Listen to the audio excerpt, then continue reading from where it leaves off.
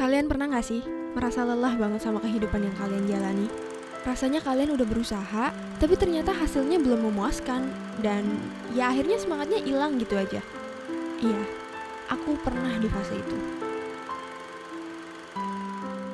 Tapi, aku merasa tertampar begitu melihat perjuangan temanku yang sangat istimewa. Yap, ia bernama Anissa Kusumawardani.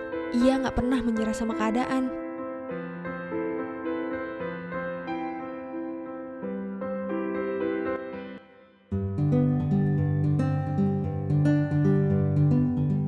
Aku masih ingat waktu ia lulus tahun 2019 lalu.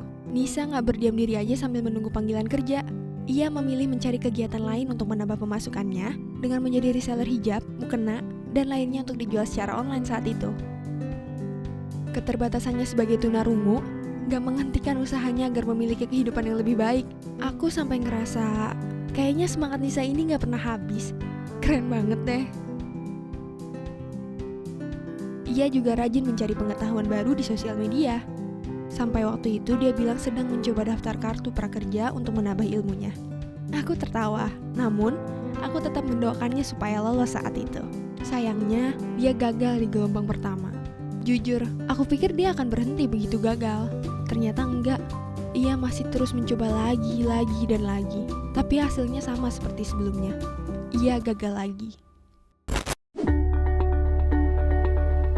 Lama tak mengirim kabar, tiba-tiba ia datang membawa berita baik. Berkat semangat dan kegigihannya, ia berhasil lolos prakerja pada gelombang keempat.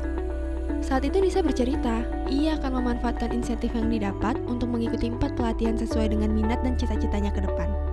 Jadi, ia mengambil pelatihan aplikasi makeup dasar, pelatihan barista, pelatihan jualan online, dan manajemen keuangan.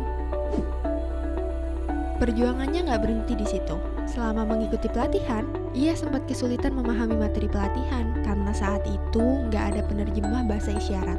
Tapi, ia tak kehabisan akal. Ia berinisiatif menggunakan aplikasi perekam suara untuk diubah menjadi teks agar materinya bisa ia baca.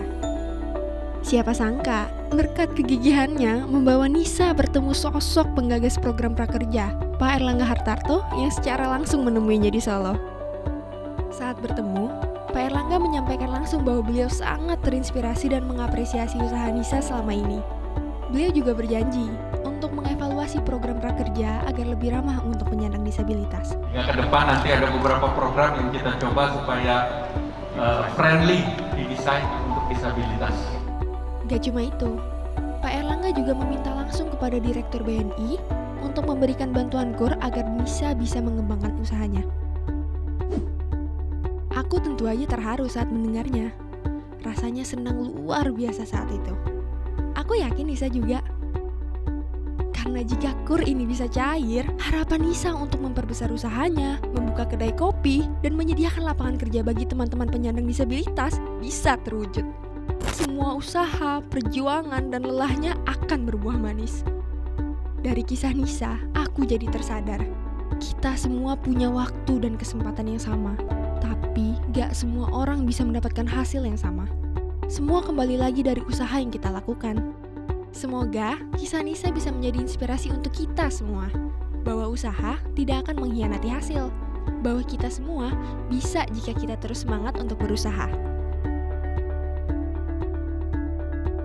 Terima kasih kepada Bapak Jokowi dan Bapak Erlangga Hartarto atas kesempatan yang berharga ini. Semoga Indonesia makin maju dan penyandang disabilitas turut dapat merasakannya.